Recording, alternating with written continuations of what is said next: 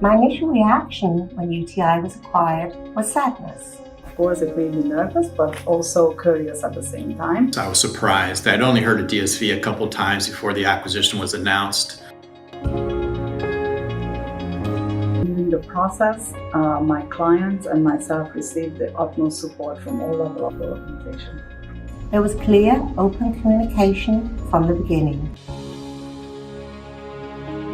It's being a part of a very warm company that invests in their employee. Flat management style. A great teamwork. We keep our customers happy, and we try not to overcomplicate the process.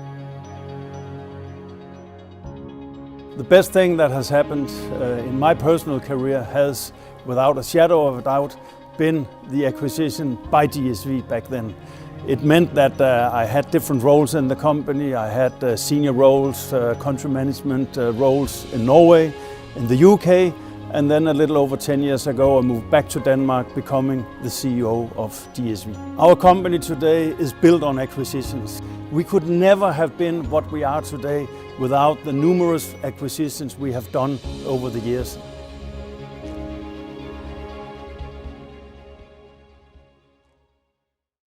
Semangat pagi Sobat DSP. Hari ini kita akan bersama-sama belajar tentang DSP Solutions Indonesia. Sebelumnya saya mengucapkan selamat bergabung di keluarga besar PT DSP Solutions Indonesia. Jadi hari ini Anda akan belajar tentang DSP Solutions Indonesia. Ada beberapa hal yang akan Anda pelajari. Dan mudah-mudahan setelah hari ini Anda tahu DSP itu perusahaan apa, Anda bekerja di industri apa, dan kontribusi apa yang akan Anda berikan kepada perusahaan. Baik, jadi hari ini Anda diharapkan yang pertama mengetahui identitas perusahaan DSP Solutions Indonesia. Dan yang kedua, mengetahui tentang perkembangan perusahaan DSP Solutions Indonesia. Pokok bahasannya ada 7. Nah, jadi kita akan bahas ada 7. Yang pertama adalah tentang company profile, yang kedua adalah safety induction, yang ketiga adalah basic warehouse, yang keempat adalah MHE atau material handling equipment, yang kelima adalah 5R atau 5S, yang keenam adalah grooming, yang ketujuh adalah Kaizen. Kita lanjut ke pembahasan yang pertama, company profile. Baik, pertanyaannya sekarang, apa yang Anda ketahui tentang DSP?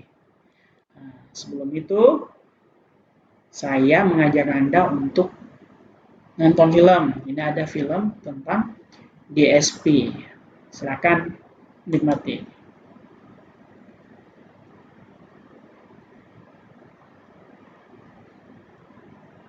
Every minute of every hour of every day, we live, work and connect to give our customers the highest possible quality of transport and logistics services.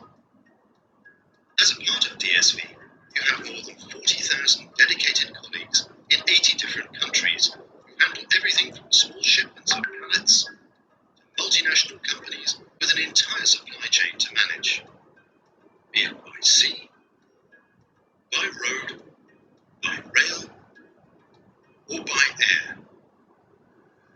You join our mission to serve our customers in the best possible way while running a profitable business. In short, you help make the world go round.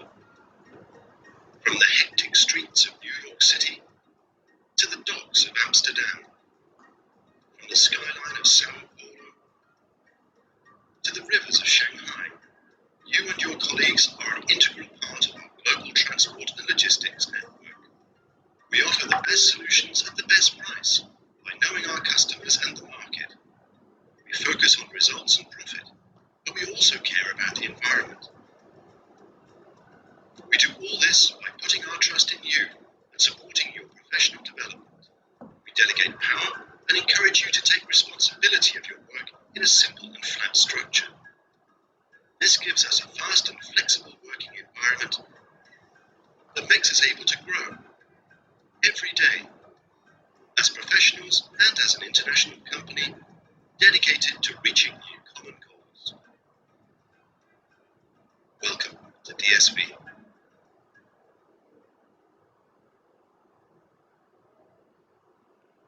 Anda sudah menonton film tentang DSP. Nah, sekarang apa yang Anda ketahui tentang DSP? Oke, nah, saya yakin Anda sudah mengetahui baik dari nonton TV film tadi, melalui browsing, ataupun melalui bertanya ke teman Anda yang mungkin bekerja di DSP Solutions Indonesia. Selanjutnya, apa sih sebenarnya DSP Solutions Indonesia? Kita lihat sejarahnya terlebih dahulu.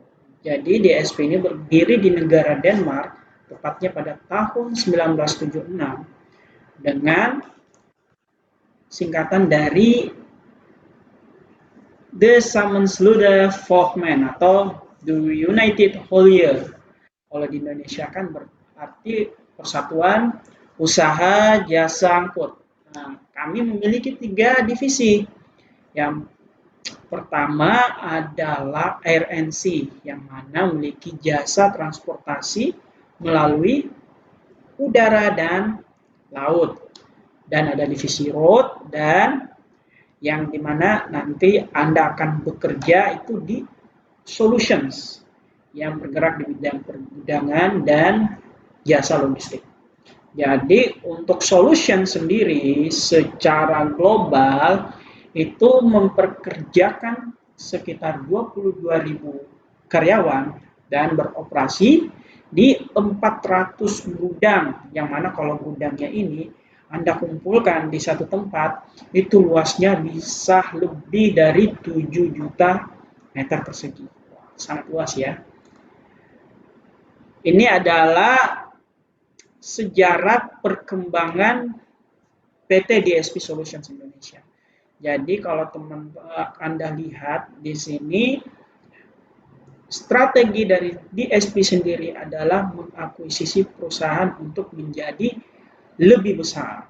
Jadi global network-nya semakin besar karena sebagian besar yang dilakukan adalah mengakuisisi.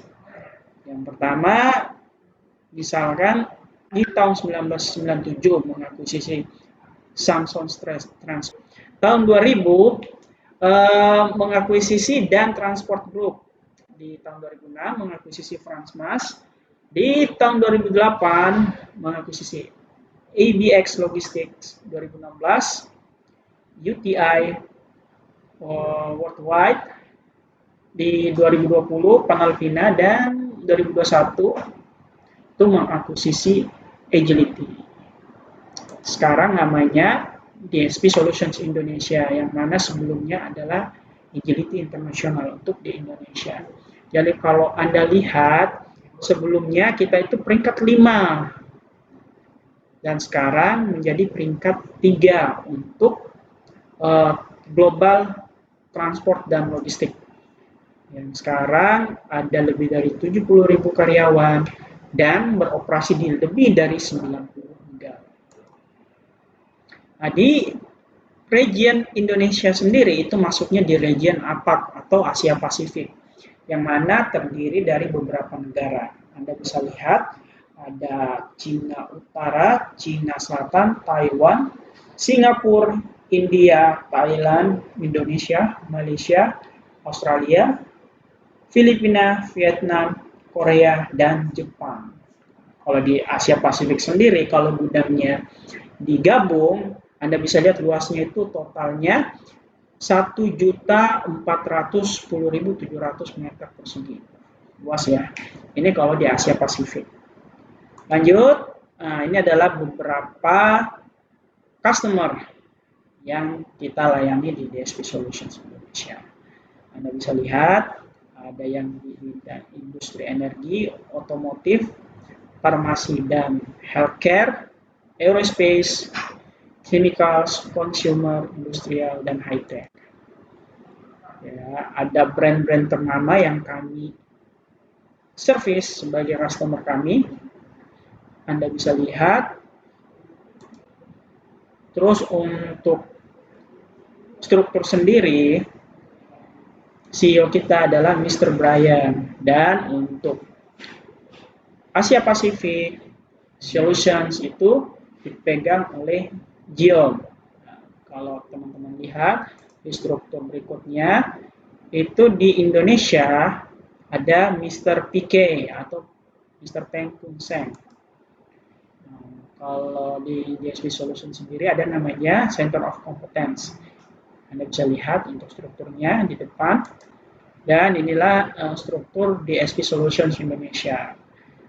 Ya, ada Mr. PK sebagai Managing Director, dan di bawahnya ada grup-grup yang mana dipimpin oleh GM dan Senior Manager.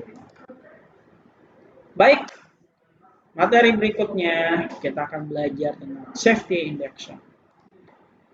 Jadi Anda bisa lihat bahwa selama di gudang ada aturan-aturan keselamatan yang Anda harus patuhi. Ya, ini mengikuti kebijakan dari DSP Global. Oke, jadi ada 4 konsep utama program kesehatan dan keselamatan di DSP.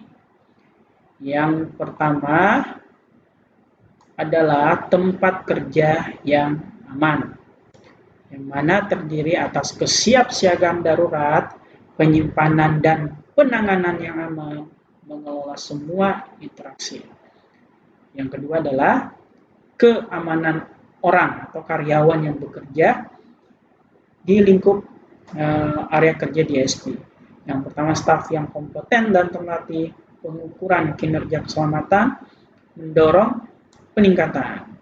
Yang ketiga adalah peralatan yang aman, yang berupa standar pengadaan, beroperasi sebagaimana mestinya, mempertahankan standar yang disetujui. Yang keempat adalah sistem yang aman, mengelola risiko, praktek kerja yang aman, mematuhi undang-undang dan persyaratan lainnya. Oke, aturan keselamatan di gudang. Ini basic keselamatan yang harus dipatuhi oleh Anda selama di area gudang. Yang pertama, semua personil di SP termasuk pengunjung atau tamu yang masuk ke gudang harus dengan sepatu tertutup, ya. Jadi Anda harus menggunakan sepatu tertutup dan rompi atau pakaian yang tepat. Personil dan kontraktor yang bekerja wajib memakainya. Yang kedua adalah semua personil DSP termasuk pengunjung dan kontraktor tidak diperbolehkan menggunakan ponsel atau gawai saat berada di dalam gudang. Jika perlu menggunakannya, silahkan keluar dari area gudang. Oke, ini yang kedua ya. Terus yang ketiga, jangan berjalan cepat di sepanjang jalan setapak di dalam gudang. Jangan berlari melintasi lorong jalan, berjalan tertib di jalur pejalan kaki. Nah, selanjutnya, ini penting juga, walaupun Anda ingin foto-foto, tapi selama di area gudang, selama kunjungan Anda, jangan mengambil gambar apapun tanpa izin dari personel yang berwenang di area gudang tersebut. Dan juga, ini juga penting, selama di area gudang Anda dilarang merokok, makan, dan minum. Oke, inilah aturan dasar yang harus Anda patuhi selama di area gudang. Nah, juga di area gudang ada aturan gawat darurat yang bisa Anda ikuti ketika terjadi emergensi atau darurat, kondisi darurat. Yang pertama, ketika api kecil, maka Anda menggunakan apar terdekat atau singkatannya alat pemadam api ringan ya, karena memang untuk api yang sifatnya kecil. Jika api menutupi area yang luas, hentikan dan aktifkan alarm. Jadi ketika Anda mencoba untuk mematikan api atau memadamkan api, maka gunakan apar, dan ternyata apinya membesar, maka Anda harus menghentikan mencoba memadamkan api itu dan aktifkan alarm yang ada di area gudang. Yang kedua, jangan kembali ke gedung sampai tim emergency atau ERT menyatakan aman. Yang ketiga, bunyikan alarm dengan menekan tombol terdekat atau segera beritahu pihak keamanan. Terus, tim tanggap darurat atau ERT harus segera Anda hubungi untuk pengunjung dan kontraktor menginformasikan host Anda. Oke, dan ikuti instruksi dari koordinator ERT di titik kumpul. Dan evakuasi gedung, gunakan jalur exit terdekat bagi pengunjung atau kontraktor untuk mengikuti host Anda ke area titik kumpul atau yang menjadi guide Anda. Jadi Anda harus selalu ingat bahwa keselamatan itu selalu dimulai dari Anda. Jadi Anda harus menjadi yang paling pertama di garda terdepan untuk mengutamakan keselamatan di area kerja Anda. Baik, materi berikutnya kita akan membahas tentang dasar pergudangan atau basic warehouse. Jadi, bagian-bagian yang akan kita bahas di materi basic warehouse ini ada 4. Yang pertama adalah pengertian supply chain dan warehouse. Yang kedua adalah alur kerja atau flow process warehouse. Dan ketiga ada jenis-jenis warehouse dan pengertian 3PL business.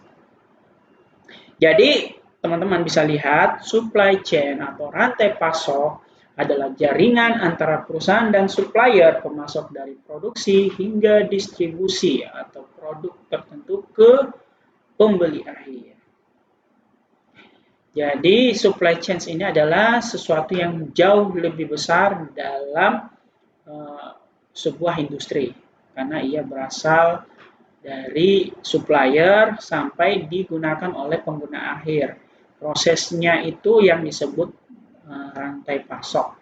Jadi misalkan Anda seorang pengusaha sepatu, jadi dari awal Anda memilih supplier, membuat sepatu, sampai nantinya digunakan oleh pengguna Anda atau konsumer akhir Anda, itulah yang disebut dengan rantai pasok atau supply chain. Sementara warehouse adalah bagian dalam proses supply chain yang luas tadi atau full supply chain tadi, yang mana sebelum dikirimkan itu disimpan di dalam warehouse dulu atau gudang produknya. Jadi gudang ini berfungsi untuk penyimpanan barang sebelum dia kemudian melanjutkan proses supply chain berikutnya. Kalau alur kerja flow proses di warehouse sendiri, teman-teman bisa lihat, Anda bisa lihat bahwa ada procurement, pengadaan, ada inbound, setelah inbound ada tahapan stock replenishment, ada order picking, ada order packing and staging, ada outbound dan delivery. Jadi di dalam ini ada yang disebut inventory control dan order fulfillment. Nah, inilah yang disebut warehousing. Jadi inventory control itu adalah tentang bagaimana menjaga kondisi barang secara fisik itu sama dengan yang ada di sistem. Sementara order fulfillment adalah bagaimana order fulfillment adalah ketika ada orderan dari customer, bagaimana cara mengirimkannya atau biasanya masuk dalam kategori outbound. Oke, seperti itu kira-kira alur kerja dari warehouse. Nah, jenis-jenis warehouse sendiri ada banyak. Nah, teman-teman Anda bisa lihat ada gudang penyimpanan bahan baku, gudang penyimpanan bahan hasil produksi, gudang pusat konsolidasi dan transit, gudang pusat transshipment, gudang cross docking, gudang pusat sortir, gudang fulfillment, gudang kepentingan publik, gudang tempat penyimpanan barang setengah jadi. Nah, sekarang kita akan belajar tentang third party logistik atau third PL. Nah, jadi third PL adalah mekanisme model bisnis di mana perusahaan pengguna menyerahkan pekerjaan kepada pihak ketiga yang menyediakan jasa layanan logistik. Jasa layanan third PL pada dasarnya mengelola tracking, warehousing, hingga distribusi. Beberapa layanan third PL memberikan nilai tambah berupa tracking dengan menggunakan teknologi atau kita sebut biasanya Transportation Management System atau TMS, inbound dan outbound logistics yang ada dalam pergudangan dan pengemasan barang hingga labeling. Itulah kira-kira basic warehouse. Sekarang kita masuk ke material handling equipment. Jadi material handling equipment ini adalah material-material yang ada di area pergudangan. Ya, salah satunya ada palet. Palet sendiri kita bagi dua. Ada palet plastik yang mana produksi palet plastik jauh lebih tinggi dengan palet kayu dengan biaya yang sama. Di sisi lain, menggunakan palet plastik jauh lebih tahan lama bila dibandingkan dengan palet kayu. Palet plastik rata-rata dapat digunakan kurang lebih selama 3 tahun. Tahan lama, higienis, banyak yang beralih dari penggunaan palet kayu beralih ke palet plastik. Hygiene artinya lebih bersih dibandingkan palet kayu. Lebih hygiene karena lebih hygiene dan mudah dibersihkan. Ya tadi ya, karena palet plastik mudah dibersihkan.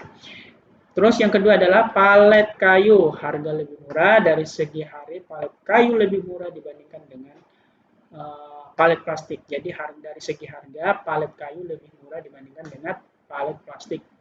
Terus lebih kuat, dapat didaur ulang, mudah diperbaiki, lebih mudah rusak, dapat merusak produk. Ya, jadi ada plus minusnya ya. Walaupun palet kayu mungkin lebih murah, tapi lebih mudah rusak, dan untuk produk-produk tertentu itu tidak boleh menggunakan palet kayu. Contohnya untuk produk-produk makanan. Kenapa? Karena di palet kayu itu rawan ada makhluk-makhluk kecil yang tinggal di palet kayu tersebut sehingga bisa merusak produk. Oke. Berikutnya di dalam juga ada namanya forklift. Nah, ini adalah forklift ya teman-teman, untuk memindahkan palet. Tadi teman-teman Anda sudah mengetahui apa itu palet. Nah, untuk memindahkan itu ada namanya forklift. Ada yang namanya forklift counterbalance yang tingginya 2 sampai 3 meter, kapasitas 2 sampai 3 ton. Dan ada namanya forklift reach truck untuk yang menjangkau rak-rak yang lebih tinggi, kira 5 sampai 6 meter, kapasitas bisa 2 hingga 3 ton. Seperti itu. Terus forklift ini maupun counterbalance dan reach truck harus wajib memiliki sertifikat izin operator atau CEO. Nah, berikutnya ada pallet mover. Ini juga untuk memindahkan palet. Ada namanya double pallet mover elektrik, ada pallet mover hand pallet, dan ada pallet mover elektrik yang lebih pendek, tapi tetap menggunakan tenaga listrik. Nah, ini juga untuk pallet mover yang elektrik harus memiliki CEO atau surat izin operator.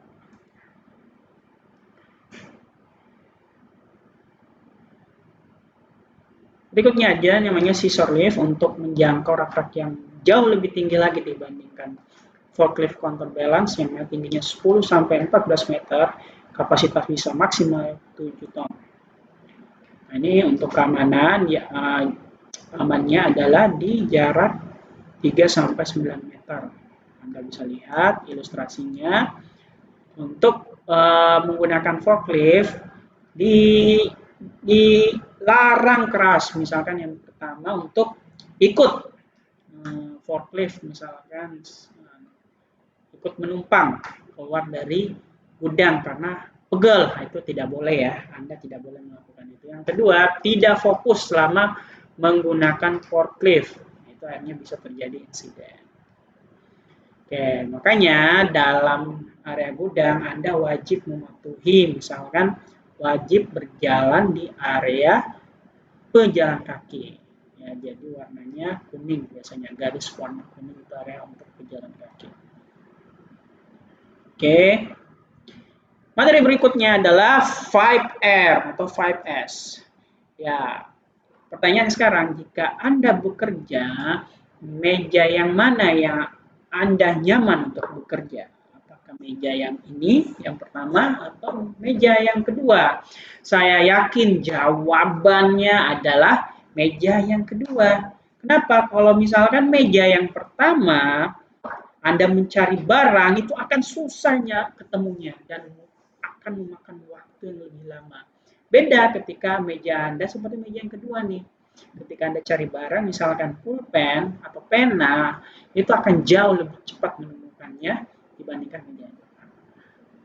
Sekarang, misalkan di area gudang, ada masalah, transporter komplain, pengiriman terlambat, customer komplain, gudang penuh, biaya tinggi. Apa masalahnya? Ternyata ketika Anda berkunjung ke gudang, tampilannya seperti yang ada di depan Anda saat ini. Gimana? Berantakan. Anda ditanya oleh atasan, apakah dapat membantu memperbaiki gudang yang bermasalah? Bagaimana Anda akan memperbaikinya? Nah, sekarang tantangannya adalah perbaikan yang Anda lakukan itu sifatnya nggak sekali saja. Bukan hanya menyelesaikan ketika masalah itu muncul, tapi bagaimana agar masalah ini tidak muncul lagi ke depannya.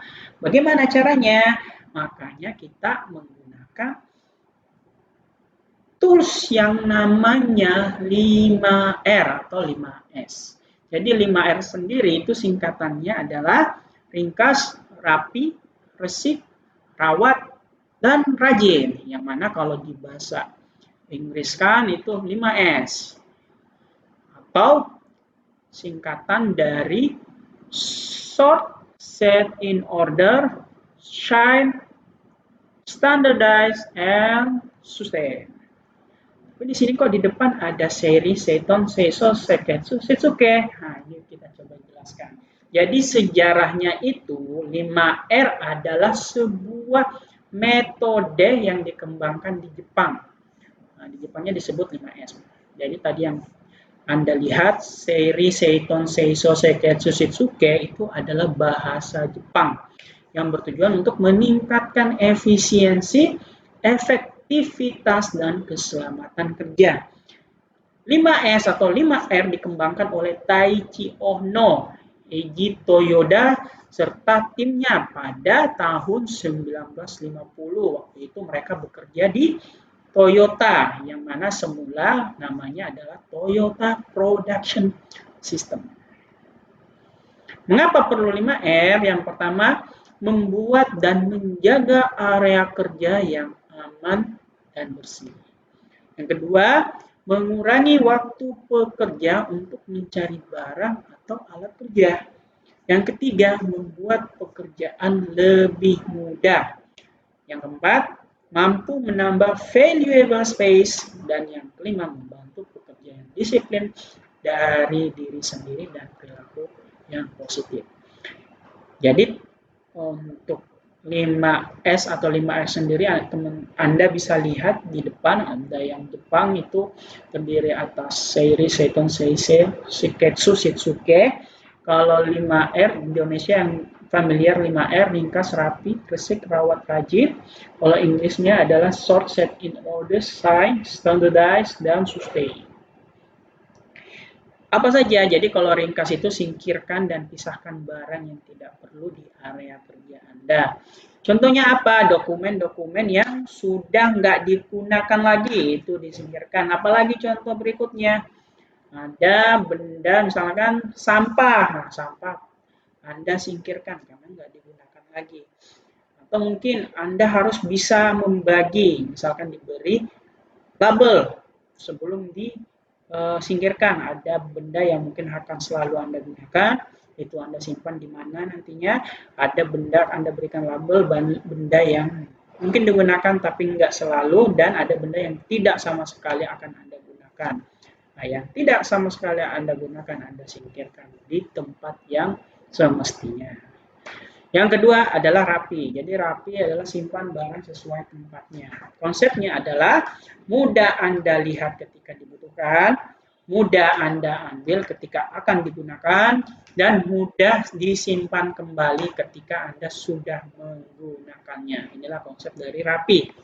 Yang ketiga adalah resik. Nah, ini resik. Kalau S-nya berarti shine.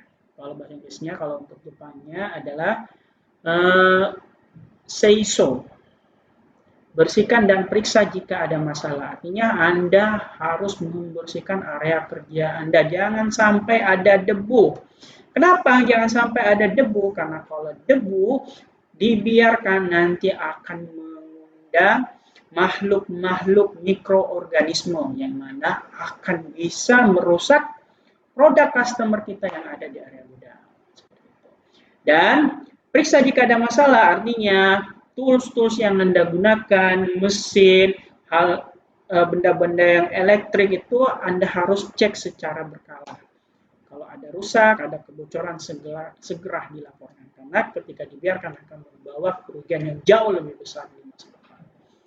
Yang keempat adalah rawat, terapkan standar agar semua terlihat jelas. Jadi, contohnya dibuatkan SOP, standar operational procedure, dibuatkan work instruction, dibuatkan juknis, atau dibuatkan standar warna pelabelan. Misalkan ya tadi ada warna khusus untuk pejalan kaki, diberikan warna lantai kuning misalkan untuk batas pejalan kaki, itu adalah namanya standar. Yang kelima adalah rajin. Jadi patuhi semua standar yang telah ditetapkan. Biasanya akan dilakukan audit atau akan diberikan reward and punishment. Reward untuk yang paling menerapkan 5S dan punishment untuk yang tidak menerapkan 5R sehingga membawa kerugian untuk perusahaan dan juga untuk karyawan tentunya. Hambatan implementasi 5R, yang pertama salah persepsi. Ada yang berpikir hanya tanggung jawab bawahan atau office boy. Ada yang berpikir tidak meningkatkan output. Dan ada yang berpikir lingkungan kotor merupakan bagian pekerjaan. Yang kedua, kebiasaan. Merasa sudah menerapkan atau cocok bekerja dengan lingkungan yang berantakan. Yang ketiga, hambatan implementasi dari 5R atau 5S, tidak ada waktu. Ya, ada yang mengatakan sibuk, ada yang berkata tidak butuh 5R. Nah, implementasi 5R di warehouse. Caranya bagaimana? Yang pertama, buat zona per area. Yang kedua, tempatkan PIC di setiap area. Jadi, di setiap area ini yang telah dibagi akan ada PIC-nya atau orang yang bertanggung jawab untuk 5S atau 5R di area tersebut. Terus yang ketiga, briefing seluruh PIC zone. Ya, jadi ada briefing khusus untuk penanggung jawab di masing-masing zone. Yang keempat, beri presentasi contoh yang benar dan salah kepada seluruh tim. Yang kelima, lakukan audit dan kompetisi 5R. Jadi walaupun sudah diterapkan, tetap harus ada namanya audit untuk memotivasi dalam penerapannya. Yang keenam, beri reward agar termotivasi dan publikasikan di mading tentang implementasi 5R ini untuk membuat tim Anda menjadi lebih semangat dalam menerapkan. Nah, ini bisa Anda lihat ya, ada yang salah, ada yang benar. Yang salah misalkan lokasi pallet movernya itu nggak seharusnya ada di area pejalan kaki. Misalkan terus ada yang salah juga di gambar nomor 3 dari atas, itu ada benda yang jatuh. Itu tidak boleh karena bukan pada tempatnya. Dan kalau itu barang dari customer kita di gudang, maka bisa saja akan ada pallet mover yang lewat sehingga menabrak dan merusak produk tersebut. Yang keempat atau yang pertama dari bawah, kiri pertama dari bawah itu adalah pallet movernya kalau sudah dipakai harus ditempatkan di tempat parkir pallet mover. Nah, yang kelima itu yang benar. Untuk dokumennya yang 6 itu jangan menyimpan gelas, tumbler, mug di area dokumen. Dan juga untuk agar terlihat rapi itu tali-talinya disamakan. Oke, untuk penandanya. Nah, sekarang ada challenge nih, apa yang salah? Jadi teman-teman bisa lihat yang salah itu adalah box inner itu harus langsung di atas palet. Jadi yang salah itu yang sebelah kiri, yang benar itu yang sebelah kanan. Jadi boxnya itu harus langsung disimpan di atas palet. Terus outer kartonnya itu harus menghadap keluar. Jadi informasinya bisa terlihat ketika proses picking. Terus ini apa yang salah, apa yang benar? Ayo. Oke. Teman-teman bisa lihat itu ada inner diletakkan persis di atas palet yang warna merah ini. Disimpan di atas palet. Bayangkan ketika ada yang mencari barang di bawahnya. Jadi harus pindahkan satu-satu dulu terus diangkat kardus yang ada di bawah, itu memakan waktu. Jadi yang benar inner karton itu harus disimpan di atas palet langsung. Terus outer kartonnya itu informasinya kelihatan di sebelah kiri ada yang tidak menghadap keluar sehingga terhalang oleh inner karton. Caranya harus menghadap keluar sehingga ketika ada tim yang sedang mengerjakan proses picking misalkan itu tahu informasi dari karton tersebut sehingga bisa mengambil keputusan untuk proses berikutnya saat ia bertugas. Ini apa yang salah? Betul sekali ya, di situ Anda bisa lihat ada panel listrik, tidak boleh menutupi panel listrik dan juga misalkan apar ya, aparnya tidak boleh tertutupi oleh karton atau barang-barang yang ada di gudang.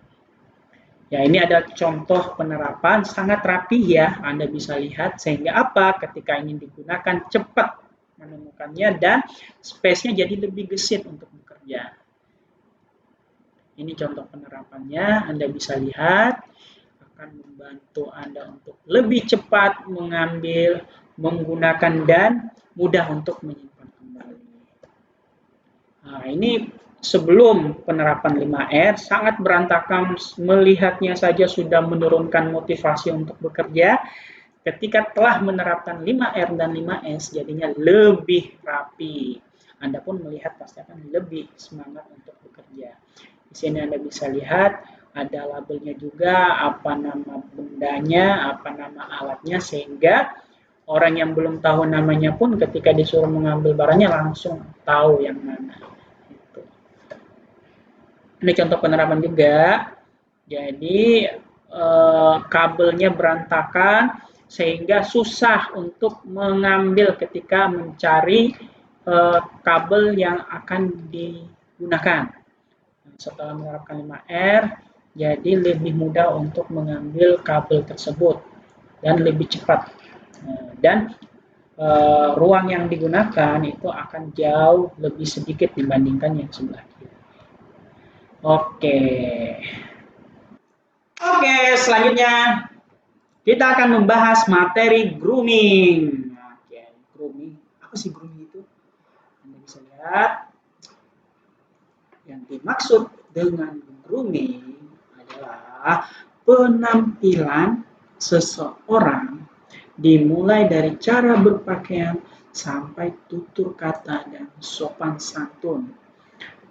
Meningkatkan kualitas penampilan agar dapat membawa diri dan menyesuaikan diri dalam segala situasi sehingga mudah diterima, disukai dan dipercaya dalam berhadapan dengan rekan kerja, klien, dan lingkungan bisnis.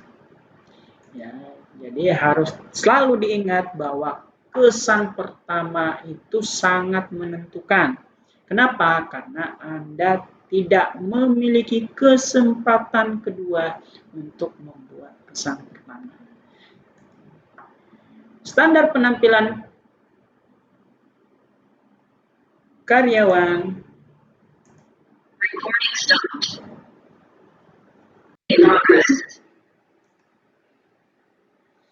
Standar penampilan karyawan di warehouse. Rambut rapi, Anda bisa lihat, memakai pakaian kerja, menggunakan ID card, memakai celana panjang rapi, menggunakan sepatu safety. Ya, ini penting untuk standar penampilan atau grooming Anda selama di area warehouse. Manfaat grooming bagi karyawan dan perusahaan. Yang pertama, apa yang ditangkap oleh orang lain adalah sebuah persepsi yang ia anggap adalah benar dan akan melekat di benak, kemudian mempengaruhi tingkah lakunya terhadap Anda dan perusahaan Anda. 2. Penampilan pegawai mengatasnamakan lembaga atau perusahaan, sehingga penampilan pegawai harus disukai oleh orang lain. Yang ketiga, penampilan pegawai mencerminkan kepribadian yang baik dan memberikan kesan positif dari orang lain. Kebersihan dan kerapian. Yang pertama adalah tentang bau badan. Cara untuk menghindari bau badan yang tidak sedap, pertama memakai deodoran. Yang kedua, menggunakan pakaian baru cuci. Yang ketiga, menggunakan pakaian dalam yang menyerap keringat. Yang keempat, memakai minyak wangi atau parfum.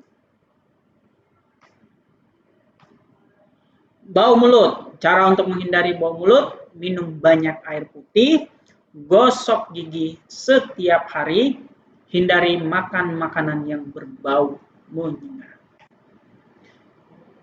Bau kaki sepatu. Cara untuk menghindari bau kaki atau bau sepatu, pastikan sepatu dalam keadaan kering saat akan digunakan. Gunakan kaos kaki maksimal 2 hari sekali, kemudian ganti dengan yang baru. Selalu cuci sepatu minimal 1 minggu sekali. Tata rambut dan tata rias. Penataan rambut disesuaikan dengan bentuk muka, bentuk tubuh, profesi, dan sifat pertemuan. Usahakan rambut jangan gondrong untuk pria. Boleh berkumis namun rapi, boleh berjenggot namun rapi. Untuk wanita dibolehkan bermake up tapi tidak mencolok. Boleh berhijab. Kesimpulan, tampil menarik dapat menjadi salah satu kunci sukses dalam kehidupan sosial bermasyarakat. Karena orang lain akan merasa nyaman, betah, dan senang dengan penampilan diri yang enak dipandang mata. Berpenampilan menarik bukan berarti mewah dan bukan hanya dimonopoli oleh yang keren atau yang cantik saja. Karena setiap individu mempunyai sisi yang menarik tergantung pengembangan dan pembawaan dirinya masing-masing. Materi berikutnya, Kaizen. Arti dari Kaizen merupakan kata yang berasal dari Jepang, yang mana Kai artinya perbaikan dan Zen artinya bagus. Ini bisa diartikan sebagai perbaikan yang bagus terus-menerus. Sejarah Kaizen dikembangkan oleh Jepang pada tahun sekitar 1970-an untuk membangun kembali perekonomian Jepang setelah Perang Dunia II yang pada saat itu dibantu oleh Dr. Edward Deming, seorang ahli survei dari Amerika Serikat. Tujuan, karyawan bekerja lebih produktif, tidak terlalu melelahkan, lebih efektif dan efisien. Jadi berbicara tentang Kaizen adalah tentang menemukan fakta yang ada di lapangan. Bukan hanya berdasarkan katanya-katanya, tapi benar ada yang bisa dilihat langsung. Yang kedua adalah ketika faktanya sudah ada, temukan masalahnya atau ada gap dari yang kondisi saat ini dan kondisi yang ideal. Yang ketiga baru kemudian membuat solusi. Solusi ini harus bisa diimplementasikan, didokumentasikan, dan bisa dibagikan untuk diterapkan oleh tim yang lain. Aspek improvement dari Kaizen itu bisa berupa pemangkasan biaya, mempersingkat waktu, meningkatkan kualitas, dan meningkatkan fleksibilitas. Oke, jadi ini adalah contoh Kaizen yang mana sebelumnya itu hanya 3 row, hanya bisa menampung 150. Ketika diatur sedemikian rupa improvementnya, jadinya dia bisa menampung lebih banyak, 6 row, atau kalau dikalikan 60 jadi 360. Storage meningkat, otomatis untuk revenue pemasukan untuk perusahaan juga akan semakin banyak. Sekarang tugas Anda adalah ciptakan Kaizen terbaik di tempat kerja Anda, karena nilai Anda di perusahaan akan ditentukan seberapa banyak improvement yang Anda lakukan. Dan yang paling penting adalah disiplin. Hari ini kita sudah belajar banyak tentang DSP Solutions Indonesia. Berikutnya adalah bagaimana Anda berkontribusi. Ya, jadi kita sudah tahu tentang apa itu DSP Solutions Indonesia. Kita sudah tahu apa saja kerja-kerja yang akan Anda lakukan, ruang lingkup dari DSP Solutions Indonesia, dan yang ketiga adalah bagaimana nanti Anda bisa berkontribusi sebagai karyawan PT DSP Solutions Indonesia. Jim Rohn, filsuf pengembangan diri ternama dari Amerika, mengatakan bahwa disiplin adalah jembatan antara cita-cita dan pencapaiannya.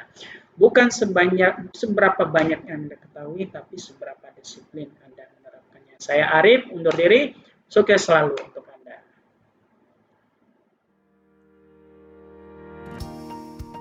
At DSV, we cover the globe.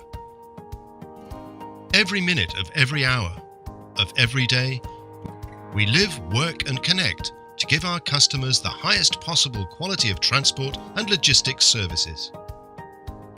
As a part of DSV, you have more than 40,000 dedicated colleagues in 80 different countries who handle everything from small shipments of pallets to multinational companies with an entire supply chain to manage. Be it by sea, by road, by rail, or by air. You join our mission to serve our customers in the best possible way while running a profitable business. In short, you help make the world go round. From the hectic streets of New York City to the docks of Amsterdam, from the skyline of Sao Paulo to the rivers of Shanghai, you and your colleagues are an integral part of our global transport and logistics network. We offer the best solutions at the best price by knowing our customers and the market.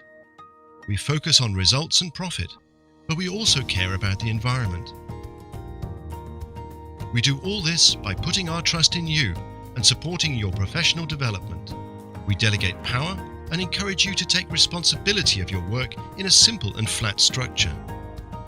This gives us a fast and flexible working environment that makes us able to grow every day as professionals and as an international company dedicated to reaching our common goals.